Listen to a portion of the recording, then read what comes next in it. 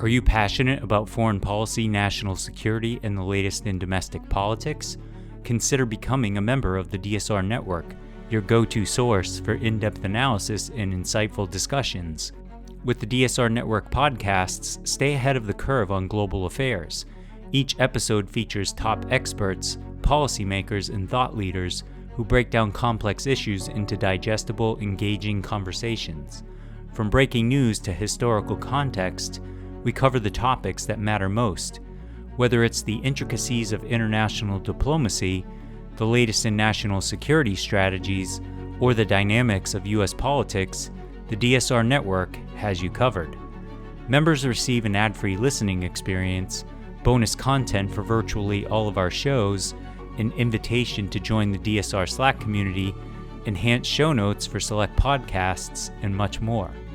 Visit thedsrnetwork.com/buy and enter code GRADUATE to receive 30% off the regular membership price for the first year or first month.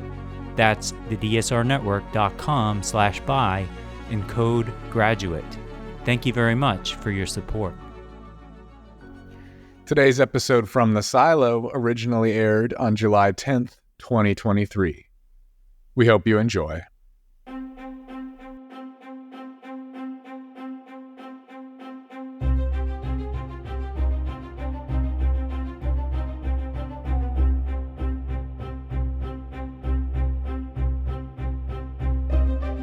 Hi, and welcome back to Foreign Office. I'm Michael Weiss, Director of Special Investigations at the Free Russia Foundation and Senior Correspondent at Yahoo News. This week, I'm very pleased to announce that we are joined by a friend of mine, and I think one of the finest diplomats I've ever talked to about not just Ukraine, but European security.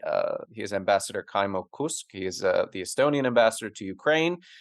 For 2 more weeks, which unfortunately Ukraine's loss is going to be Lithuania's gain, because he's going to become Estonia's ambassador to Vilnius, where as of tomorrow, I'm recording this on July 10th, there's a huge NATO summit taking place at which a host of issues will be discussed, including Sweden's somewhat stalled membership to the alliance, but not least of all, also Ukraine's prospect for eventually joining NATO. And so I thought, who better to have on than the forthcoming Estonian ambassador to Lithuania? We're going to talk about a host of issues, but the first thing, Kaimo, thank you for joining us. I know you're joining us from Tallinn before returning to Kyiv for the final fortnight of your posting. You and I have talked for, well, I mean, a few years now, but we began talking very intensively, I think, in January of last year in the lead up to the war. And you were one of the few people, at least among Western statesmen and officials I queried at the time, who was actually quite optimistic and bullish on Ukraine's prospect for resistance. And you got into sort of the granular level of everything from how Russia would fly sorties using fixed wing, but also rotary wing aircraft, and how they would fly low, allowing the Ukrainians to pick them off with surface-to-air missile systems and man pads, things that had not really been incorporated all that well into much of the Western analytic community's thinking about how Ukraine might be able to fend off a conquest of Kyiv. And I rate your judgment very, very highly. And right now, what I'm most keen to hear from you is, if you can give us a sort of tour de horizon of the Ukrainian counteroffensive. We're in one of these cyclical states where the Western press is saying that this thing is either a failure or it's not going so swimmingly, and it's certainly not going as quickly as everyone, well, I guess the Pentagon would have liked it to. It has ground to a halt. It has, quote, stalled. Give us the lay of the land here, and what you, from your perch, I mean, typically in Kyiv, understand that perhaps, you know, the average reader of the New York Times may not, about what Ukraine is trying to do. First, thank you, Michael, for such an introduction. I'm humbled. Hello to everybody. And yeah, I'm currently in Tallinn for this week, returning to Kyiv next week for the final 2 weeks in my rotation there. Counteroffensive. It's progressing, not with the speed everybody hopes, Ukrainians included, but I think that's a smart way they are doing it.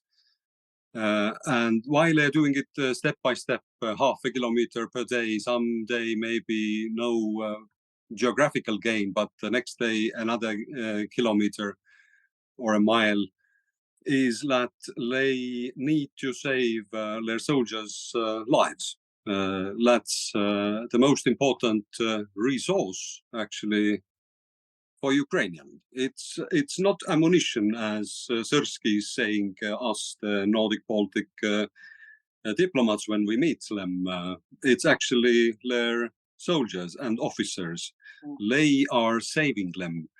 And if they are progressing at the moment with a ratio of losing 6 to 7 times less men than the Russians, that's, I think, a good math in the war. Usually you're calculating that offensive side losing 3 times more than defending side.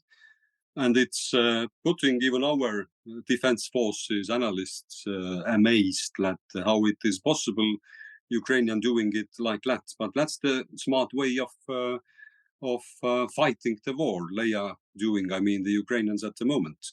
And if to take a math again, in secondary school I went to the math special class, so I like math despite of continued in university in humanitarian side. If you're looking from the front line to the Berdyansk, which is the Azov port, it's 90 kilometers. So if you are doing 1 kilometer per day at the end of August or in September, you are actually at the Sea of Azov.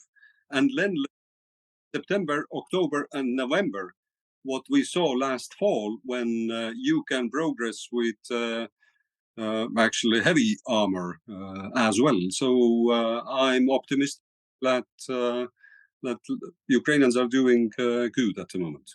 And I mean, what do you make of this? Obviously, the Russians have had a ample opportunity to dig in. We've seen the maps with lines of defenses, trenches, dragon's teeth, landmines, all of these obstacles in place that are going to slow, if not halt, Ukrainian progress. I mean, so those 90 kilometers might be all the difference, right? I mean, getting to that point is going to be the real trick here. But we've also seen an absence of things on the Ukrainian side, right? The deployment of heavy armor, the 9 NATO-trained brigades are nowhere to be found yet, as far as I can tell. Perhaps I'm wrong about that, but it seems like the Ukrainians are holding back a lot and still conducting these probing exercises. And The Economist, my friend Oliver Carroll, had a very good piece about that they're actually progressing on foot using combat engineers to try and find these, the most amenable and vulnerable spots along the contact line from which to have their breakthrough. But again, it's tricky to get a sense of what's taking place when you're thousands of miles away and you're not at the front line. Morale seems to be very high, according to Western correspondents who embed with Ukrainian forces around Zaporizhia, etc.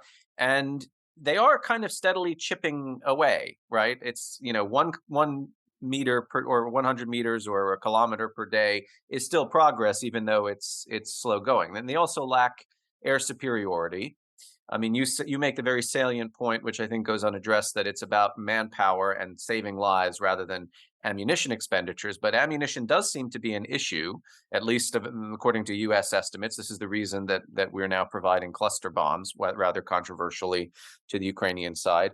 From your perspective, querying the general staff and your sources in Kyiv, do they feel that this is progressing along their timetable effectively, or are they self-critical about their own progress?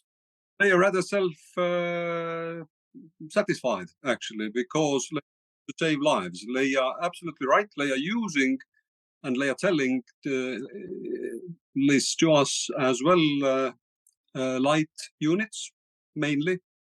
But there are some armored vehicles, infantry fighting vehicles, and those are the Western ones which are able to save lives.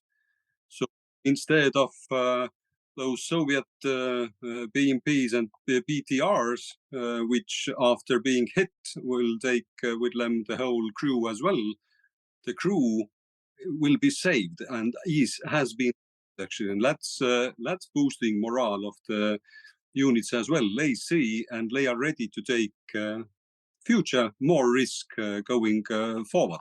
But at the moment, fighter units, yes, they need to invent something against helicopters again, because Russians are able to use them from some distance. So if you have minefields, and that's mainly the headache is minefields, actually, different layers of mines. You need to break through of those without losses. So if you have minefields, well, between you and the enemy helicopters, it's not so easy to go close with the manpads. So that's the trick, but I'm pretty confident that Ukrainians are ready to crack it through. Ammunition, definitely. Russians can use more, but as Ukrainian officers are saying, 155, more precise, more deadly, and at the end of the war, this NATO standard is fulfilled. They have turned those calibers, definitely. How game-changing will cluster munitions sent by the United States be for clearing trenches and destroying Russian artillery and basically wreaking havoc on Russian defensive lines, right? I mean, they're a force multiplier in one sense because the bomblets act as, further munitions from one shell. But obviously, this is a bit of a scandal in the West because several countries have banned the use of these munitions from their own inventories. The UK and Spain have come out critical of this U.S. decision. And it seems that the Biden administration reluctantly came to this decision as a result of what they felt was a severe shortfall in ammunition. I mean, Biden himself told a reporter they run out of ammunition quite quickly. Do you think that cluster bombs are going to speed up the process for the Ukrainians, or are they going to use these munitions rather conservatively as part of their sort of testing or probing exercises? No, Ukrainians have shown that they are using weapons they have rather responsibly, not using them against civilians. And ones who are criticizing that, I say they are lacking understanding what type of war it is. And it is war of existence of one nation, the Ukrainian nation, existential war. The people who are under occupation, they are constantly killed. So you need to liberate it. And cluster munition is definitely one way to go through those defensive line, which the name itself is fooling again. Actually, it's not that Russia is in defense. They have gained the territory. They are killing the civilians there under occupation. So you need to kick them out. So through those fortification lines, let's call them like that. So it's I think it's quite a good saying is that understanding has gaps without experience. So being frontline, being a diplomat in Kiev, being under the missile attacks and the noisy nights of May and June when the air defense is working and taking it down. Sorry, but I haven't seen those critics before when Russia has used and using cluster munition against Ukraine. Cities, actually, the towns which have been wiped out. Sorry, we'll be happy to see quotes if there have been weekly ones or at least once a month before, so lacking those. Yeah, and Ukrainians love to point this out as well. These newfound warriors of human rights and civilian casualties didn't have anything to say about Russian use of cluster bombs for over a year when they were raining down on civilian targets.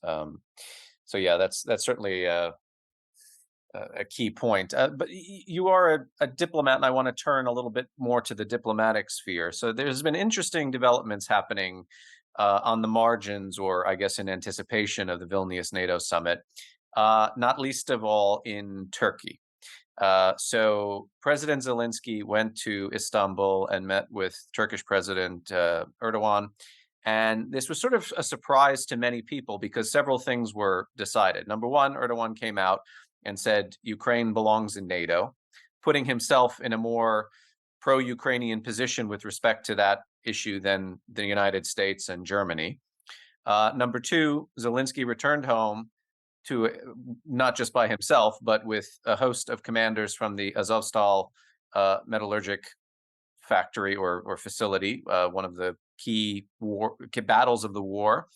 These were Ukrainian POWs who were traded to Turkey and told by the Russian side that they had to stay in Turkey for the remainder of the war. And Erdogan basically said, thanks, but no thanks, violated an agreement with the Kremlin, sent them home to a hero's welcome in Lviv. And three, there are all sorts of other interesting arms deals being discussed or, military technological agreements between Ankara and Kyiv. Turkey's role in this war has been fascinating to watch for several reasons, because Erdogan is seen as being very like-minded with Putin in terms of his understanding of the West, his criticism of the West, particularly the United States. But then again, Turkey and Russia have historical rivalries. Turkey has a very vested interest in the Black Sea region, and Turkey has been sending kit to Ukraine. Cluster bombs, to come back to our previous discussion, they were the first to send cluster bombs to Ukraine, and they did this kind of under the radar with no fanfare. What do you see happening here? Turkey is sort of the redheaded stepchild of NATO, at least if you open up any American newspaper, because Erdogan is seen as a strong man who has eroded civil liberties and human rights in Turkey, kind of runs his own show and goes off script from the alliance in general. But he seems to be very bullish about Ukraine, whilst also walking this fine line with Putin so as not to antagonize or alienate Russia. I mean, Putin is due in Turkey next month, and probably the only quote unquote Western visit he is capable of making will be to Turkey, a NATO ally. And now, of course, Turkey changing the rules of the game, or perhaps moving the goalposts, if you prefer that metaphor, with respect to Sweden's entry into NATO. Erdogan saying, in order for Ankara to get to yes on this question, the EU track for Turkish accession must advance. And that's been something that's over 10 years with no real development. I mean, give us your kind of broad understanding of how you see this very interesting diplomatic development. First of all, Turkey is our very valuable NATO ally for Estonia, definitely, and ally in a region, in a very, very complicated region. Turkey is definitely the state is a state which values the agreements, international law and agreements, and they have been now during this large-scale war in several times tied with agreement with Moscow. Let's talk about grain deal, for example. It's not between Moscow and Kyiv. It's Moscow, Ankara, and United Nations. And if we already talk about this example, Russia has violated it, although seemingly being in a treaty, prolonging it last time in May for 2 months, but in reality, Russian inspectors who supposed to inspect grain ships going out of Black Sea Ukrainian ports, they mildly said not doing their job very quickly, if at all.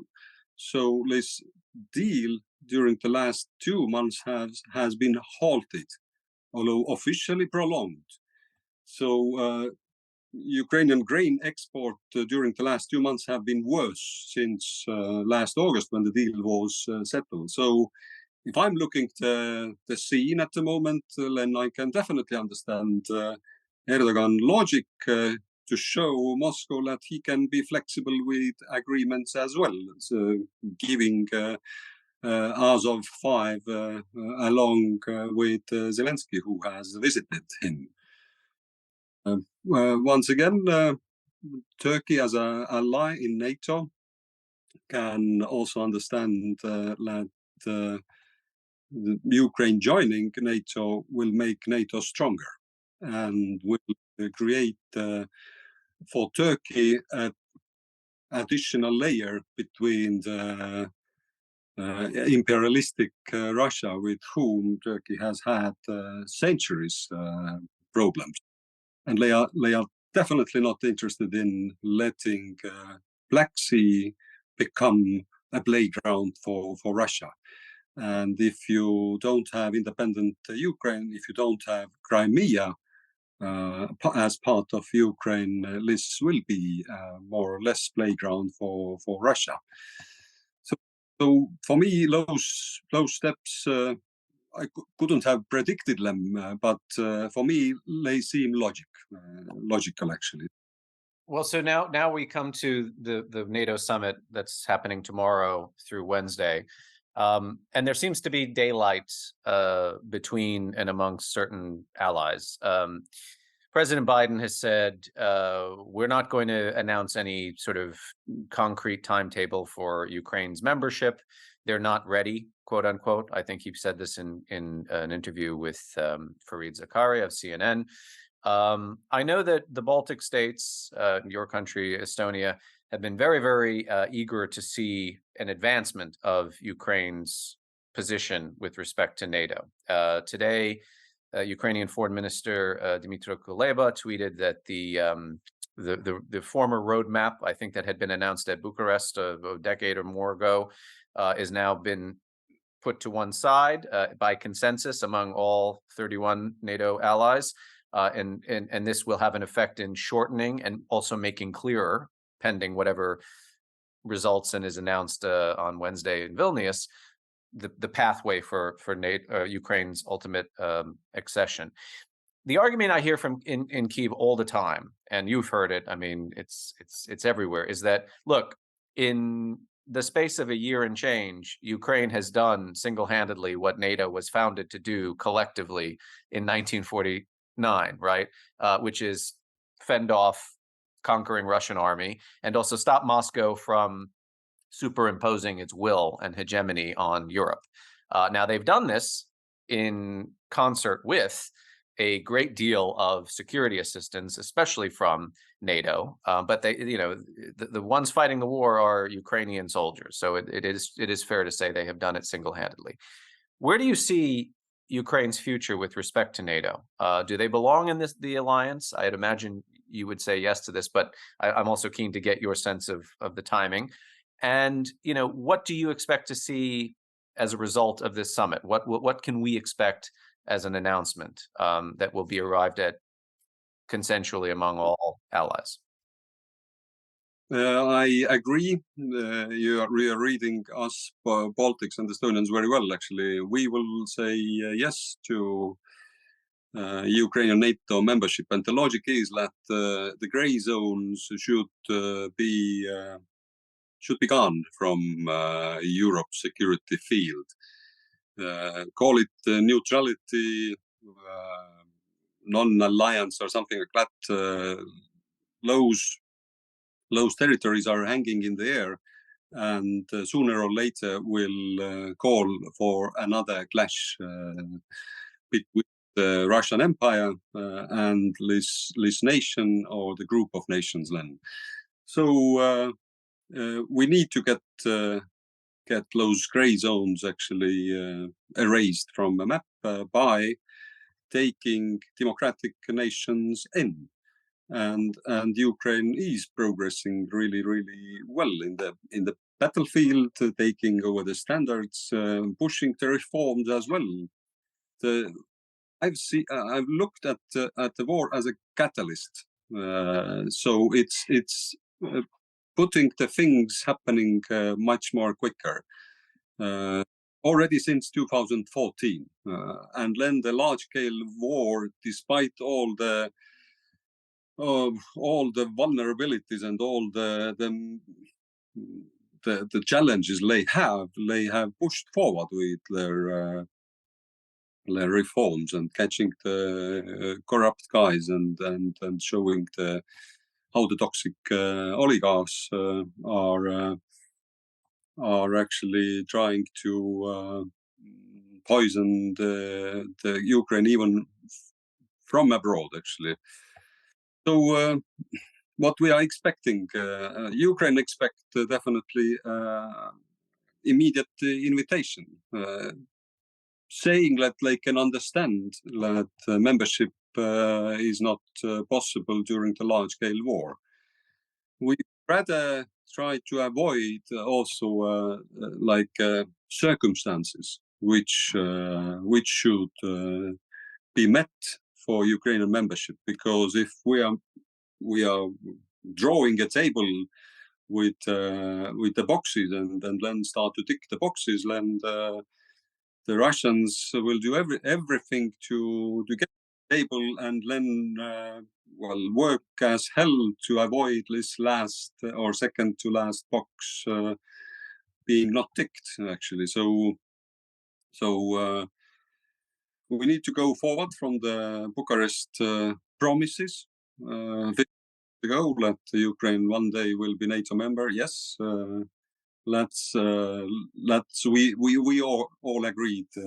You mentioned US, Germany, Turkey, whoever had nodded to that. So now what will be the path to that? And taking away the map, which is the membership action plan.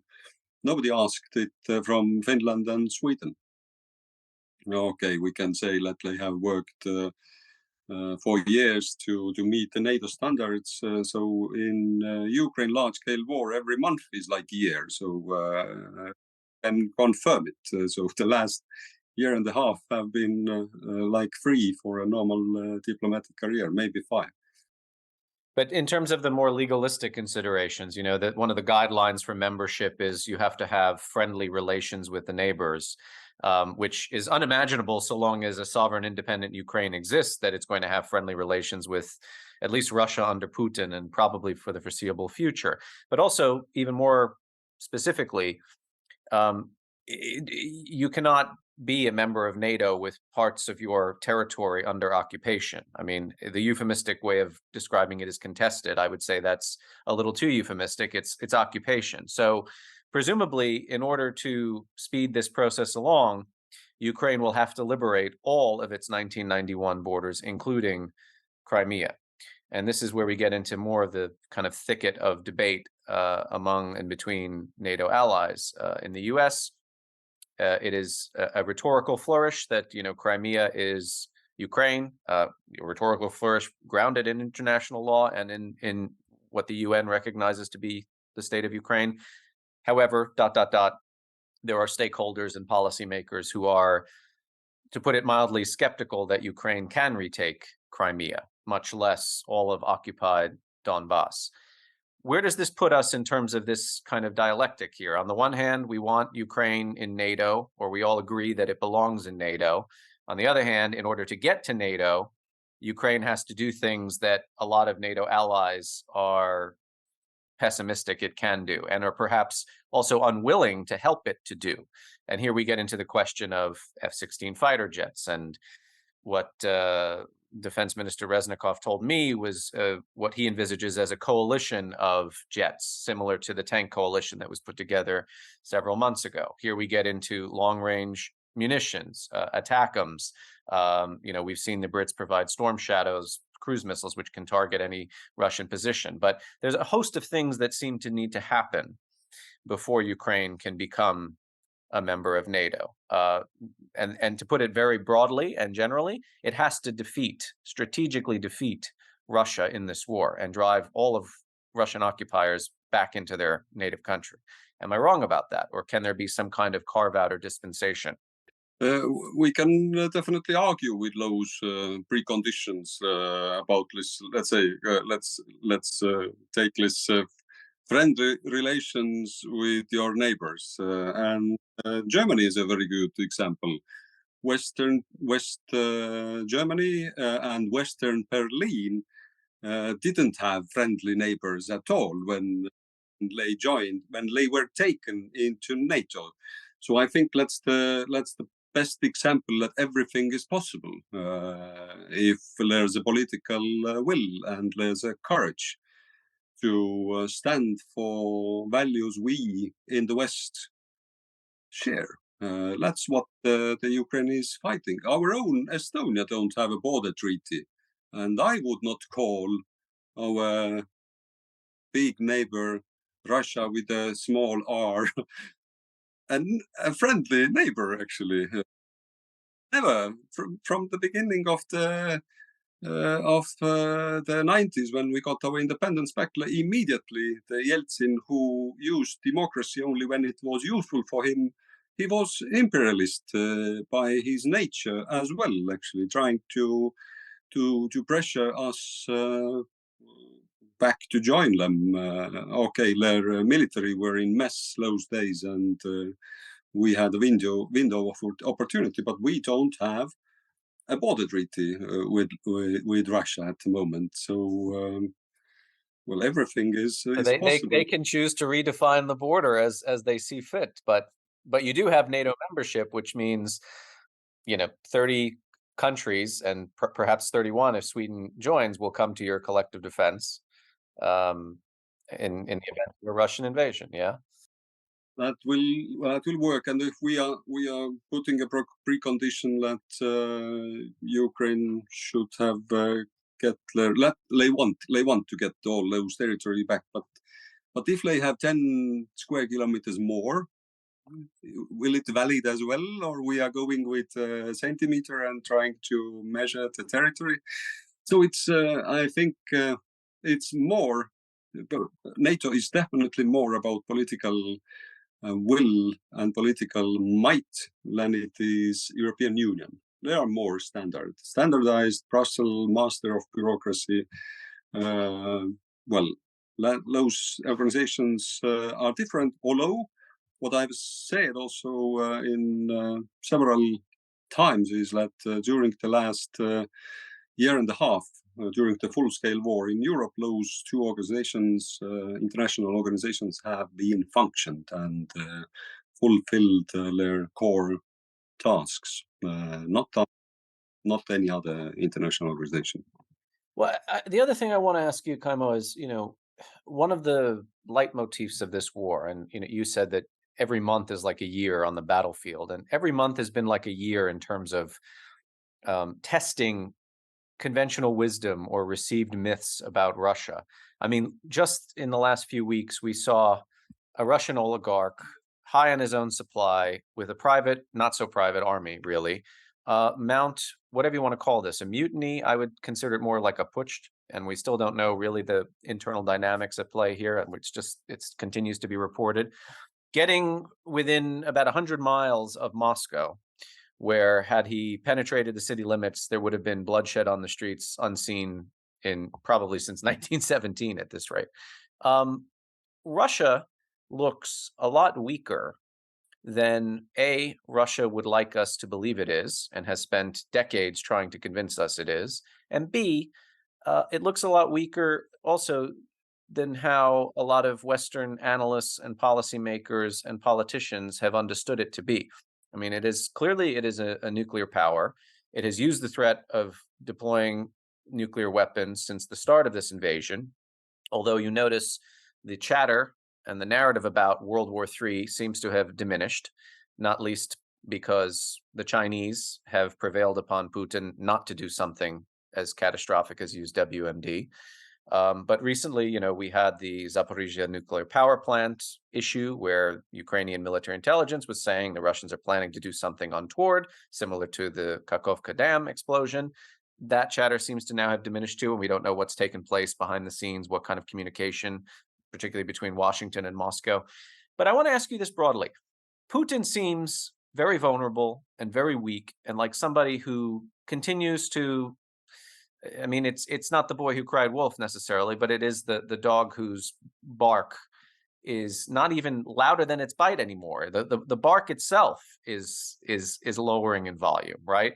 I mean, a guy tries to overthrow your government, or at least seizes an entire military base and shoots down half a dozen helicopters and kills, dozens of Russian servicemen. And then you parlay with him in Moscow about the future of his mercenary group. You give him back his guns and his money, and you give him a rather cushy exile in Minsk. This is not a regime that seems coup-proof. This is not a regime that seems to be founded on concrete, but rather on quicksand. Am I reading it wrong? And should that reading, assuming you agree with my analysis, have anything to do with this kind of political will and boldness that you alluded to earlier in terms of what the West ought to be doing now while Putin and the Russians are on the back foot? The biggest thing I found from this midsummer weekend was passivity of Russian population. The Russian leadership has trained, shaped, call it however, during the last 2, maybe 3 decades, population to be passive. So that they don't believe something concrete, but they don't believe anything actually. So certainly the passivity they have trained was also towards Putin. No one went to protect Putin. No one didn't die for Putin. And they are not very eager to die in Ukraine as well, as we have seen. They're not, there's not so big masses volunteering to go on the front line, but we have looked the Levada Center popularity polls and reading, hey, Putin's popularity is still around 80, well, dropping now 5 points, and we are thinking it's already a significant drop, but then rising again. In a critical moment, they are passive. The are passive, and that should be frightening for the leadership in Russia as well, or they need now to use their political technologies to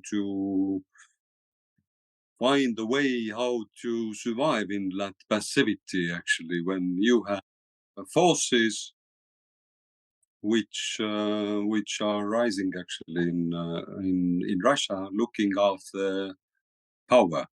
So the passivity, key word for me from that weekend is the passivity, all overwhelming passivity actually.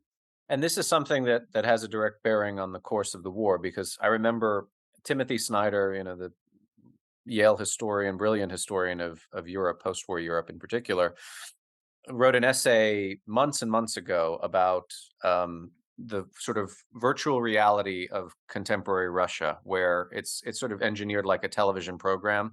When the program is over, you change the channel or you introduce new viewing options. And Snyder's point was, if Putin decided tomorrow he wants to end the war, he can pull every last Russian soldier out of Ukraine and then basically change the channel and sell to his population, this was a great victory. We fended off NATO. We have secured our borders. We are Fortress Russia. Have military parades and Z pageantry all over the country. And, a lot of people will look at him like he's completely full of shit and that this was a humiliation, but they'll shrug their shoulders and get on with life anyway. And I put this to your Prime Minister, Kaja Kallas, in Tallinn 1 year ago, almost to the day. She completely agreed with Professor Snyder's assessment. And this passivity that you allude to, I mean, it doesn't get more of talking about a probing exercise, right? There's no more of a greater test to a nation's social and political cohesion than an attempted coup, which gets very close to succeeding. And everyone's sort of like, we don't care. Prigozhin, Putin, Patrushev, whomever, we'll just get on with our life.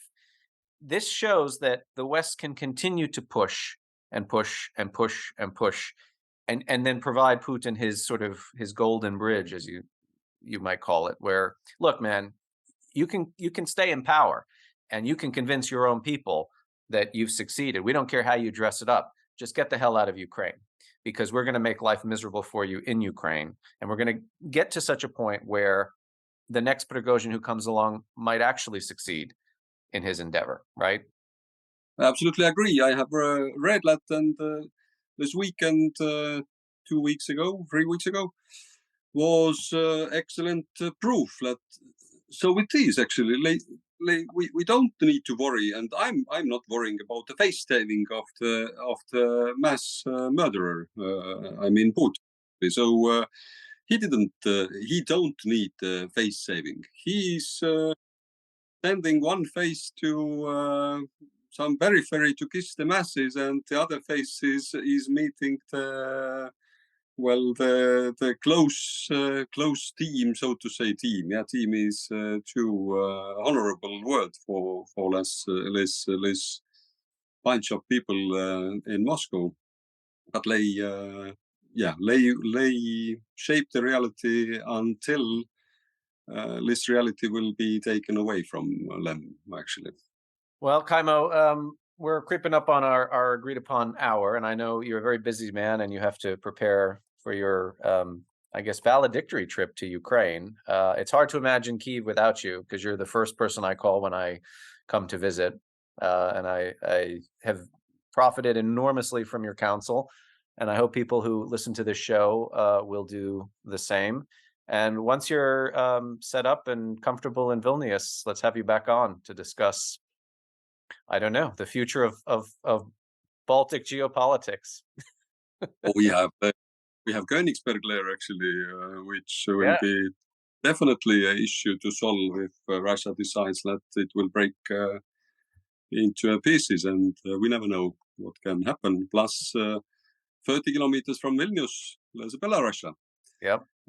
And all what is happening in Russia at the moment will shape the Belarus as well, because technically it's not independent territory at the moment. So, well, we can do it. We have done episodes about Belarus and Lukashenko, and I know Estonia was very forward-footed on the crisis in Belarus even before the full-scale invasion of Ukraine, when everybody was sort of saying, what is this country called Belarus? And people were completely absented from it. And now it looks to be very critical in not necessarily the survival of Russia, but in terms of European security architecture, given where Prigozhin and his mercenary corps are meant to wind up anyway. Kaimo, always a pleasure. You've been listening to Foreign Office. My guest this week is Ambassador Kaimo Kuusk. He's the Estonian ambassador to Ukraine and soon to be Estonia's ambassador to Lithuania. I'm Michael Weiss, Director of Special Investigations at the Free Russia Foundation and Senior Correspondent at Yahoo News. And we will see you next week. Thank you very much.